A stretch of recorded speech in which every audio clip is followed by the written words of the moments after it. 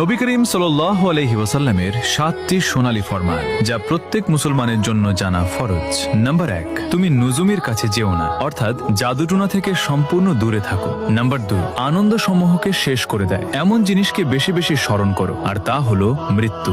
Number 3, এই দুনিয়ায় এমন ভাবে বসবাস করো যেন তুমি একজন আগন্তুক অথবা একজন মুসাফির। নাম্বার 4, কবরকে সিজদা করার স্থানে পরিণত করো না, অর্থাৎ আল্লাহ ছাড়া অন্য কারো সামনে মাথা নত বা সিজদা করো না। নাম্বার 5, যে ব্যক্তি নামাজের গুরুত্ব ছেড়ে দেয় আল্লাহ তাআলা তার প্রতি গুরুত্ব ও দয়া ছেড়ে দেন। নাম্বার 6, যে ব্যক্তি প্রত্যেক ফরজ নামাজের পর আয়াতুল কুরসি পাঠ করবে তার এবং জান্নাতের মাঝে শুধু মৃত্যুটুকুই দূরত্ব হিসেবে বাকি থাকবে। নাম্বার 7, নবী করিম সাল্লাল্লাহু আলাইহি ওয়াসাল্লামের ইরশাদ, যে ব্যক্তি আমার হাদিস শুনলো এবং যেভাবে শুনলো ঠিক সেভাবেই অন্যের কাছে পৌঁছে দিল, কিয়ামতের দিন তার উপর আমার সুপারিশ ওয়াজিব হয়ে যাবে।